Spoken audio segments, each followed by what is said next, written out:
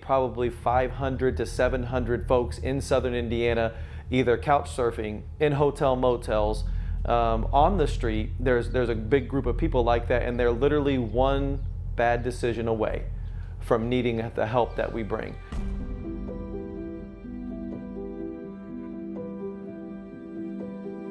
Our mission here is to take somebody who was previously homeless and to get them to a point where they're never going to be homeless again. We have two different programs going on here. We have emergency housing where anybody can come in, they can get a emergency cot, and then if they get tired of doing that, they say, hey, we want help. Then if we have a bed space available, we will assign them to a bed. And that means that with that comes a lot of responsibility. It means they're going to help maintain the environment in which we function. They're going to meet with a case manager. They're going to begin to actually follow the rules of the place, which is keep their sobriety in check, of course, get their mental health in order, but also then they're going to be accomplishing those goals that are set by the case management team so that they can get into housing.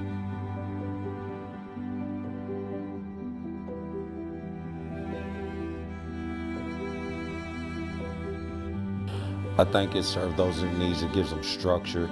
You know, we eat at certain times every day. It gives them a routine. It polishes their social skills with there being 120 people in here.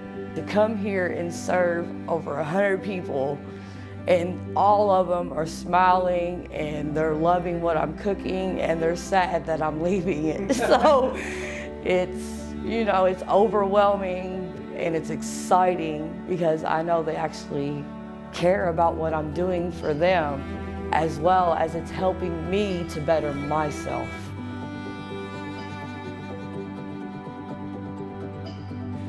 These are all adults that we're dealing with here, and if they refuse, they don't want to get outside their addiction, they don't want to get their mental health on track, we can't force them to. So at that point, we refer them to street outreach groups like Exit Zero, to get some basic meals, and they usually keep track of them. That's one of the things our shelter manager says all the time.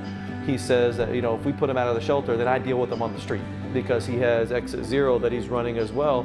And so that's their next, if we're level 1, Exit Zero and street outreach teams are 0. They're the ground zero of where most of the initial help comes for some of these folks that we're dealing with.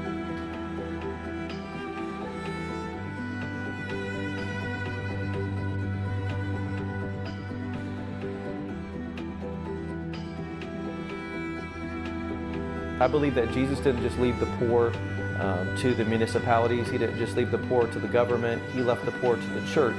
And we teach that at Park Memorial. We teach that we are supposed to be in ministry for and with the least of these. And so to me, this is a natural extension of who we've become. God called me to bring hope to hopeless people, and I don't know where else to find them if you can't find them in a place like this, into a homeless shelter or people that are on the street. They feel like their lives aren't worth it anymore. And sometimes a prayer, sometimes telling them who God sees them to be is what can change their whole life.